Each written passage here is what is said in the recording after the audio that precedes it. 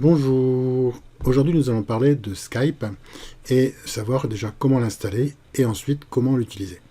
Donc toute une série de tutoriels pour différents usages. Normalement Skype est une utilisation entreprise, mais on verra aussi qu'on peut l'utiliser en pédagogie, ce qui avec le confinement actuel est quand même quelque chose d'intéressant. Alors, première chose, déjà se rendre sur le site de Skype et de demander à télécharger l'application. Donc l'application, qu'on peut le voir, l'application, comme on peut le voir, existe à la fois pour Windows, pour macOS et aussi pour Linux. Et bien sûr, elle est disponible dans les stores, sur l'App Store et le Google Play. Donc vous pouvez la télécharger pour différentes solutions. Nous nous intéresserons ici plus particulièrement à la version Windows, mais on aurait pu le faire sous la version Mac aussi, ou Linux, ça n'a pas d'importance, mais plutôt sous la version ordinateur, de façon à pouvoir avoir non pas plus de fonctionnalités, mais surtout un usage plus intéressant par rapport à la pédagogie, du moins en tant qu'enseignant. Alors par rapport à ça, je demande à obtenir Skype pour Windows, je vais directement exécuter, et j'attends la fin du téléchargement. Le téléchargement est terminé, donc il me demande mon login mot de passe administrateur, puisque sur ce poste-là, je ne suis pas administrateur.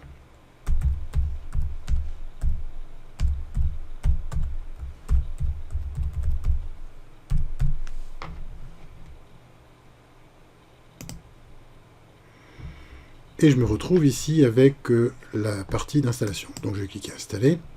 Il va installer donc le dossier. On voit que c'est dans les programmes x86, donc c'est un programme 32 bits, et qui s'installe tranquillement, et il va ensuite se lancer. Alors, quand il se lance, il va dire OK, bienvenue sur Skype, c'est parti. Je vais demander donc à me connecter ou créer un compte. Dans ce cas-là, je vais dire que je n'ai pas de compte, donc je vais créer un compte. Donc il me propose dans tous les cas de mettre soit mon email, soit mon téléphone ou mon Skype. Dire qu'on a trois possibilités de connexion. L'email, c'est donc un mail que vous avez créé.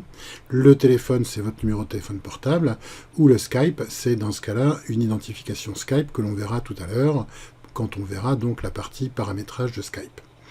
Donc ici, je vais dire que je n'ai pas de compte, donc je vais cliquer sur créer un compte.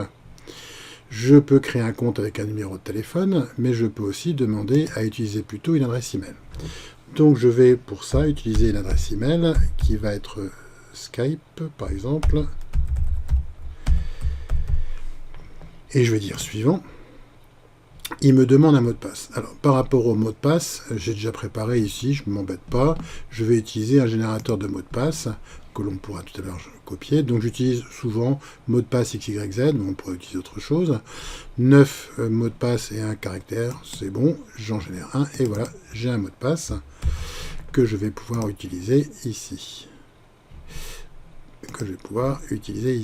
Donc je colle mon mot de passe et je clique sur suivant. Donc il me demande mon prénom. Mon prénom, je vais dire ce que je m'appelle, pareil que mon adresse. Et je vais dire suivant. Il me dit je suis né quand. Alors souvent sur beaucoup de sites, par rapport à ça, je vais dire que je suis né le 1er avril et je suis majeur. Donc je vais dire il faut que je sois né en 2000 au moins. Ça devrait le faire par rapport à ça. 1980, c'est très bien aussi. Ça n'a pas d'importance. Je n'ai pas forcément envie d'informations, mais il me dit attention, vous avez un code de sécurité qui a été envoyé sur le mail.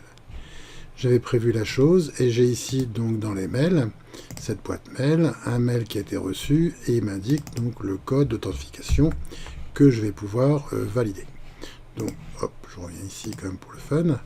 Je tape mon code ici que j'ai obtenu. Je n'ai pas forcément besoin d'informations à ce niveau-là et je vais cliquer sur suivant. Donc à ce moment-là, il va me demander donc de taper un CAPTCHA pour valider que je suis bien un être humain.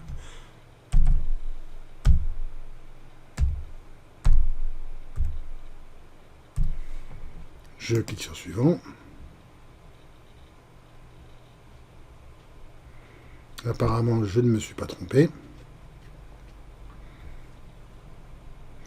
Il me dit de mettre une image, donc je vais cliquer ici sur mettre une image, je vais aller sur le bureau, j'ai préparé une image sur le bureau que je rajoute.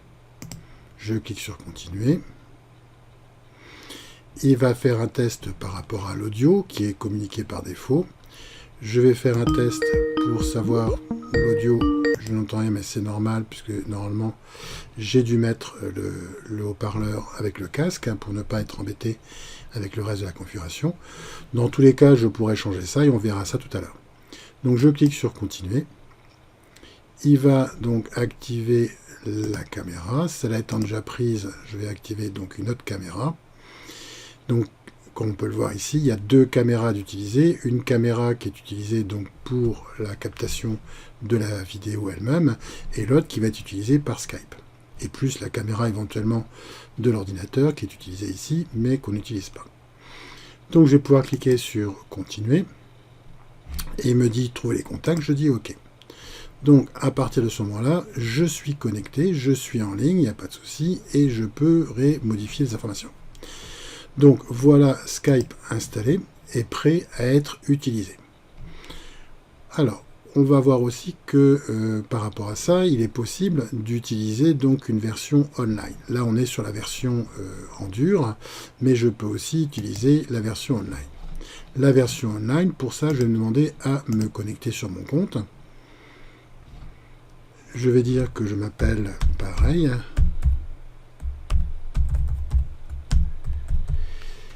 Je clique sur suivant, je ne me souviens plus du mot de passe, mais il est toujours là, je peux faire un copier et je peux le coller. Je dis se connecter. Alors j'ai choisi Edge, normalement j'utilise rarement Edge par rapport à ça, mais c'est simplement pour pouvoir me permettre de pouvoir utiliser la version online qui ne fonctionne qu'avec Edge ou Chrome. Si vous utilisez Firefox ou Opera, il faudra changer de navigateur.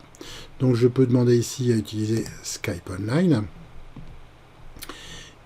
J'attends un petit peu qu'il fasse la connexion. Alors bien évidemment, il est préférable comme tout ce genre de choses, je pense aux outils comme Teams ou autres, d'utiliser l'appli ou le programme plutôt que d'utiliser simplement la version online qui aura donc des résultats qui seront moins bons. Donc je vois que je suis connecté pareil de la même façon, j'ai toujours 0 € de crédit chez Skype et je suis pareil connecté pour pouvoir faire des choses. Donc on a vu, on verra peut-être plus tard l'application, comment se connecter sur une application ou sur un Mac, mais les résultats sont les mêmes. Tous les cas, c'est créer un compte, recevoir le mail et pouvoir ensuite le connecter par rapport à ça. Donc voilà terminé cette première vidéo relative à la création d'un compte Skype.